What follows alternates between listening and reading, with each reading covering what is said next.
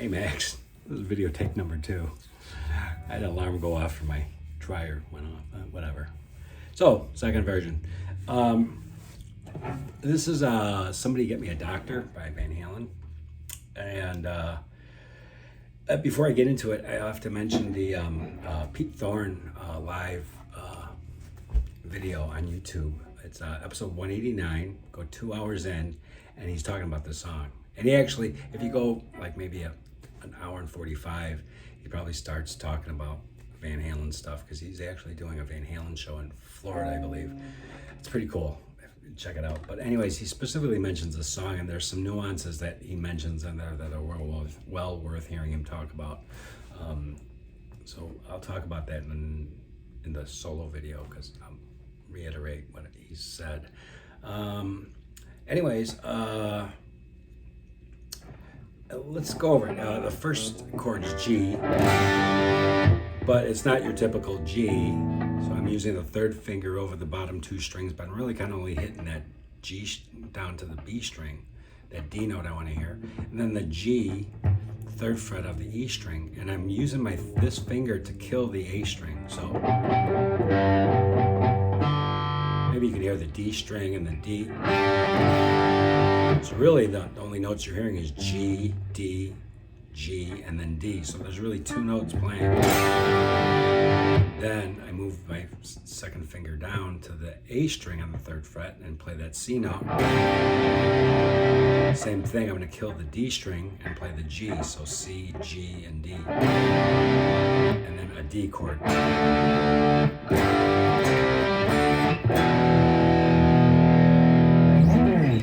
Cool. I'm using that katana, I got that 50-watt katana, sounds great. I'll mention it again. It's got that channel called Brown for, you know who, Van Halen. It sounds great though, it really does. It's a really good, I love this. For a practice amp, it sounds very cool. It's a nice big sound, it's inspiring to play. Anyways, so.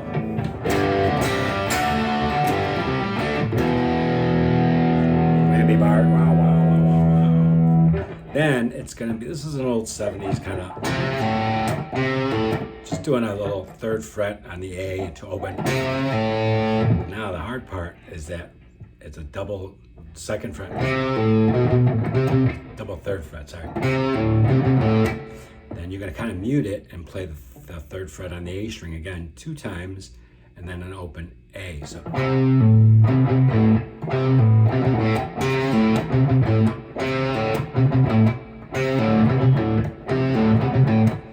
And get some rhythm on it, you know? And then just the 2 middle strings. It doesn't have to be any more than that. It's not. No, it's just the 2 middle strings. You gotta be very accurate with that. Then you're gonna slide your 3rd finger up to the 7th fret, and then back to the 2 middle strings on the 5th fret, open A. Then you slide up with your 2nd finger to the 8th fret, and then your 1st finger is just barred on the 7th fret. Really what he's implying is a D chord. So it's an A to a D. If he was a mere mortal, this riff in the song would sound lame. It would be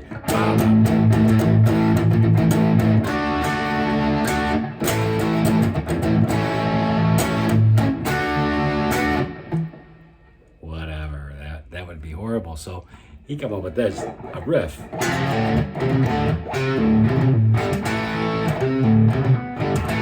Infinitely cooler. A.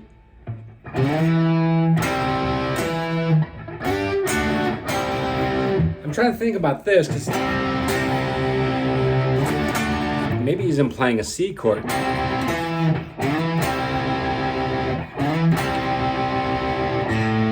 I think he's still on the A, and this would be just the pentatonic notes, maybe. It's still part of the A chord, I think. And that was your D. So, and the next part that happens, work on that, is this chord is so cool.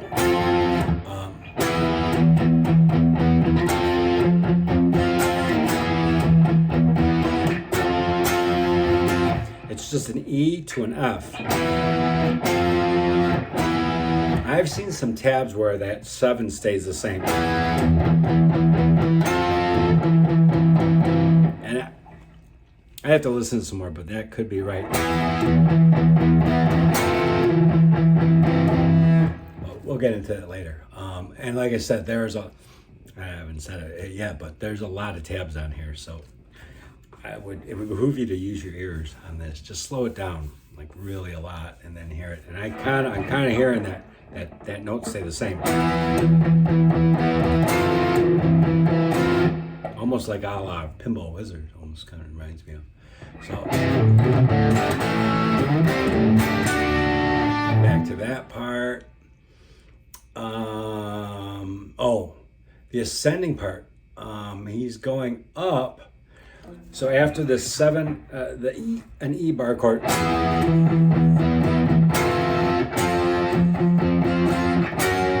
then he goes to 9th fret. So he's going 7, 8, 9 to the 10th fret.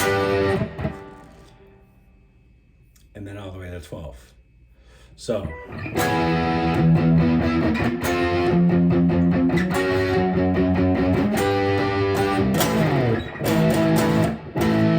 Ends up on the 12th fret over here, 12, 12 and the E and the A. And then he does another cool, very 70s.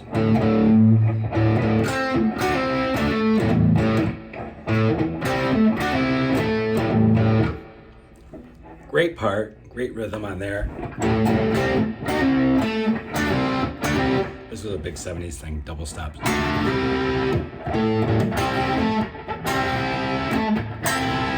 So this one you're hitting the G and the B on the 5th fret and then going for the 7th fret on the D.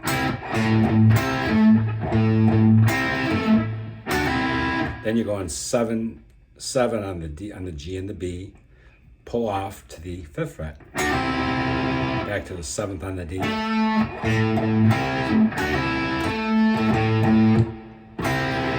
Then it comes in with a volume swell. Volume knob.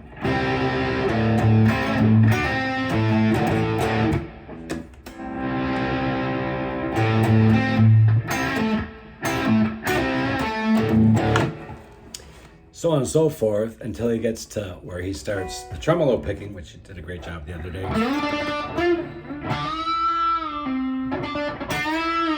Bend up 7 on the G string. 5, 7, 7, 9, 12.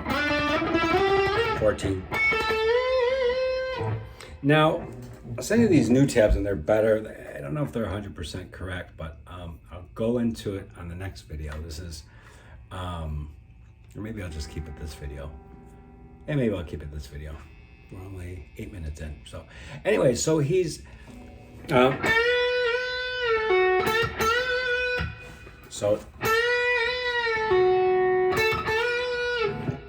he's playing around on the pentatonic scale.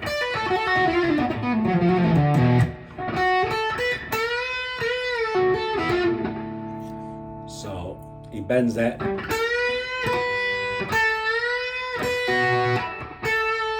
Seven, 7, 10. So the 10 on the B.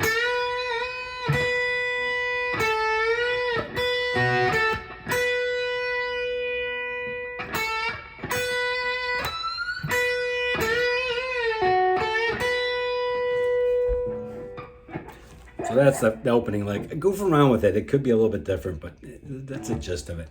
The really kind of important nuts and potatoes of it is right here. This is the coolest lick in the world. Obviously, you're dealing with Van Halen, so you got a lot of them. I've seen it written out different ways or tabbed out different ways. I tend to like this one better, and I'll explain why. So it starts out with an open B. And then I pull off 7, 6 on the B. And then go for the 9th on the G. So that's your first phrase.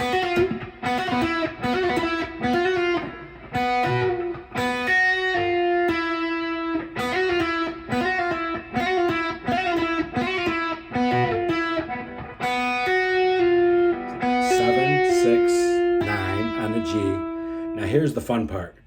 Your first finger is going to bar on that. As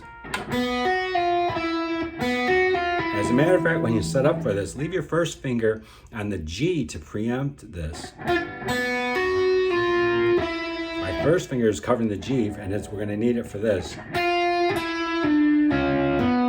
It's a 5-note run.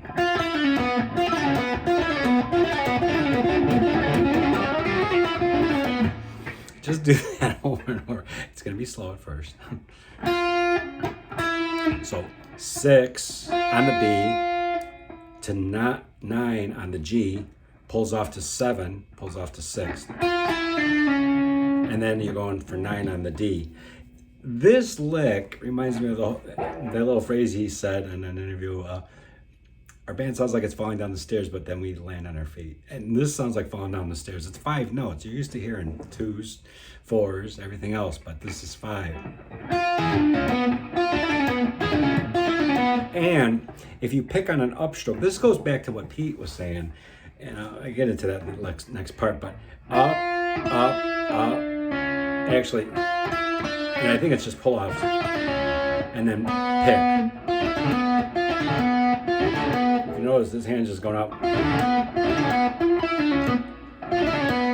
Now, the next part follows suit, and it's going 6 on the G, 7 on the D, and 9 on the A. So,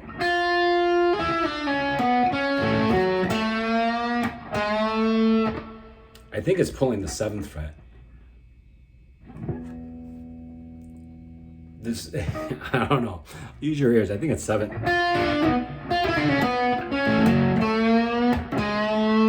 Maybe it is 6th fret. I'll have to listen to it again.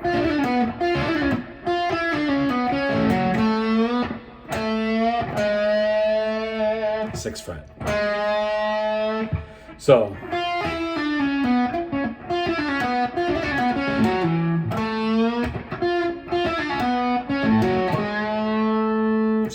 okay, use your ears, check it out. It's good ear training. Anyways, lazy guitar teacher. Here's the next lick, and this is really important.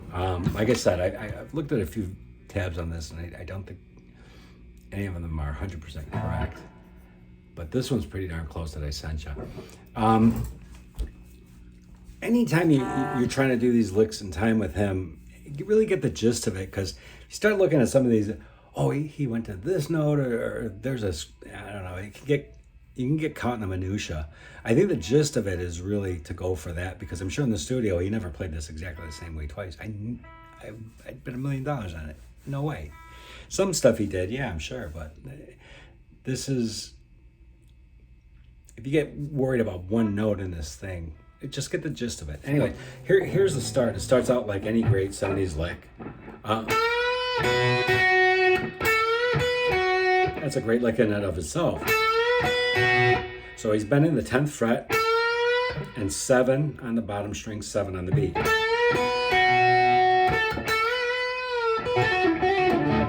Anyways.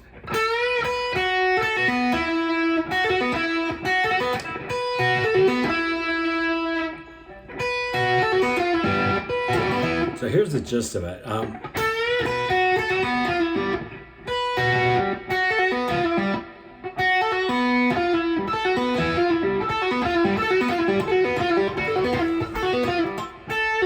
So here's going 10, pulls off to 7, pulls to open, to 10th fret on the G, to 9th fret on the G.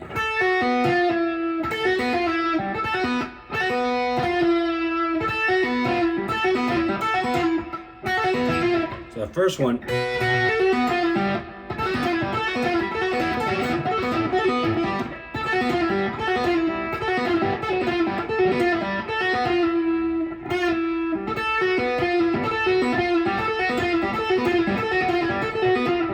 now, I've said this before, it's not so much getting into a great lick as how do you get out of it. And he's getting out of it kind of similar how he went in, which is with that 70s lick, and everybody played that back in the day, I guarantee. So it goes like this. So think it's four or five times.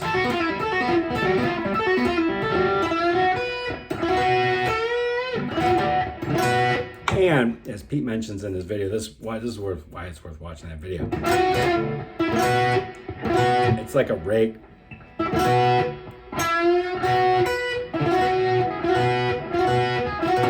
So he's bending that up and then hitting right after. Bending the 9th fret up and then going 7/7 on the B and the E. And then coming back up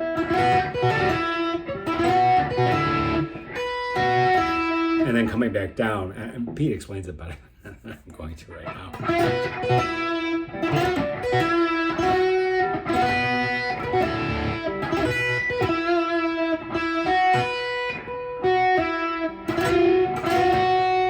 So,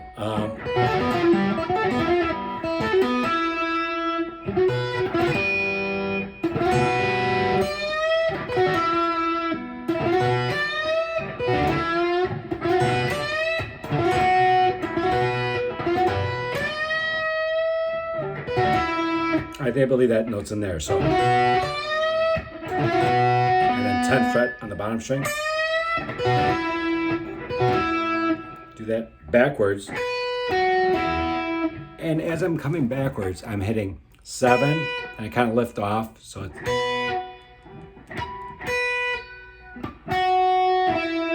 and as I come to the 9th fret on here, you use your 3rd finger, 2nd finger.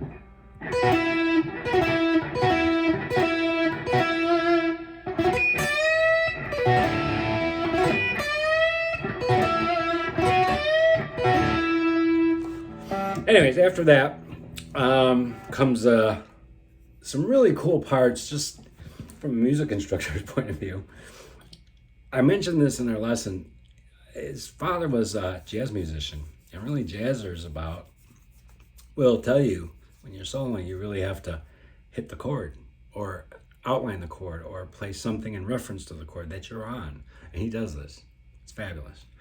Maybe he played this for his pops and said, hey, look, I outlined every chord. Are you happy? Get off my back. But I doubt it. It was probably ingrained to him at this point.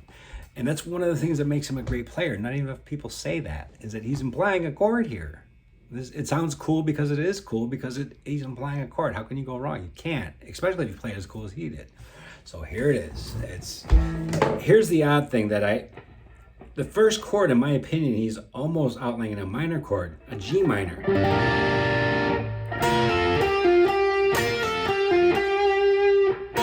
It's almost a G minor 7th. Then he goes to a G major. So here's the chord. Oh, he could have got that whole chording thing from being a keyboard player in the beginning. They're all about the chords, and a lot of times solos are outlining chords because keyboard players are just that smart. Ugh, it hates me to say that, but it's true.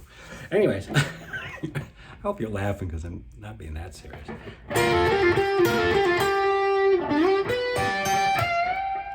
Then he comes out, and this is a pure arpeggio. He slides up to the 17th fret on the D, which is the root, the G note, 3rd, which is the G string on the 16th fret, and then 15/15 on the B and the E. And then he's going to hit the bottom string and bend it up. He's going to hit the B string and bend it up on the 18th fret.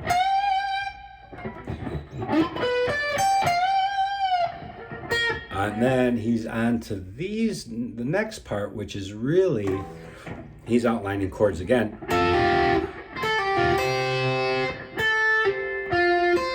Which is the F chord. In other words, imagine this chord. Here's your F chord. If you take the bottom 3 strings and play what's actually the chord, that's part of the F chord, on the 10 and the 8th fret. 10, 10 on the B and the G, and then 8 on the bottom E string. But he's cool. So he does a pull off, 10, 8.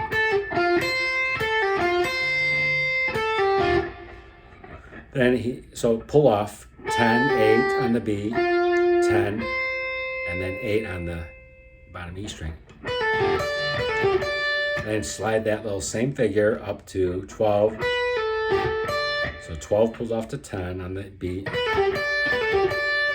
Back down to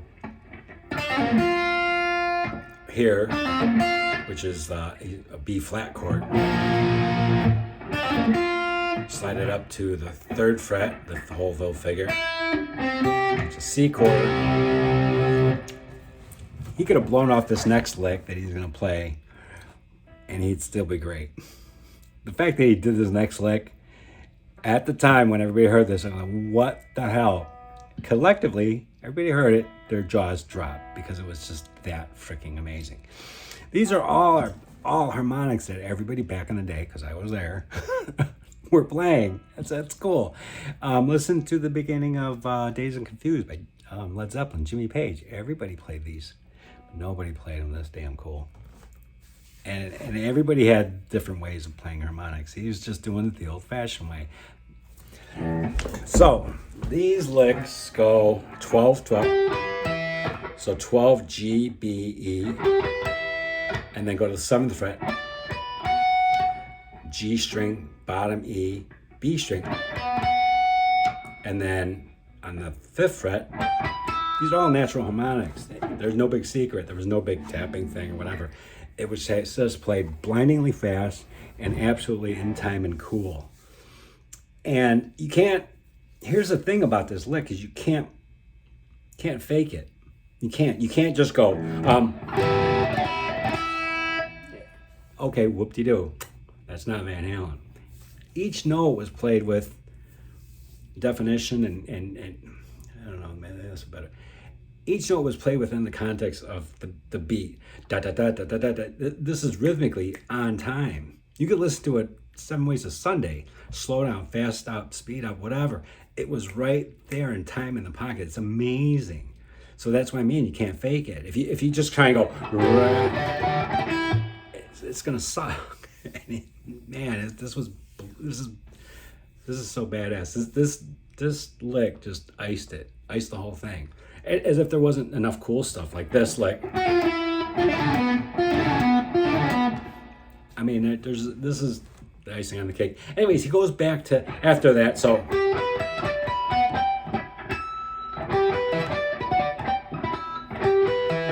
you can't even go. You can't go that. He went.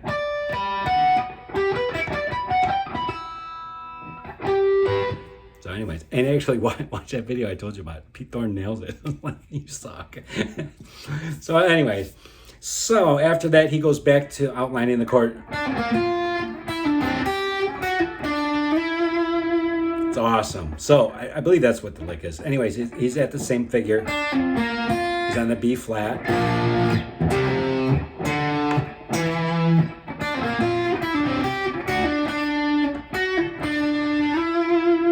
So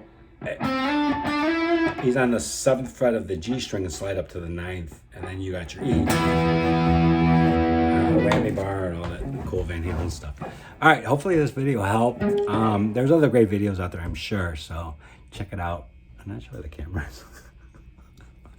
Anyways, check it out. Have fun. Yeah, have fun with it.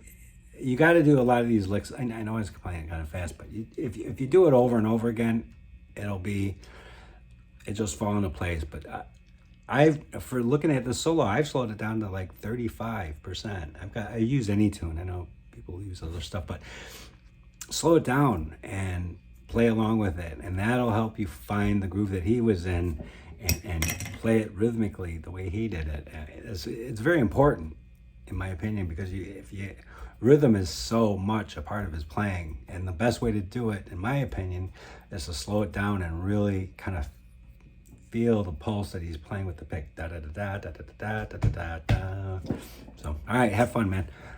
Take care, Max. Bye.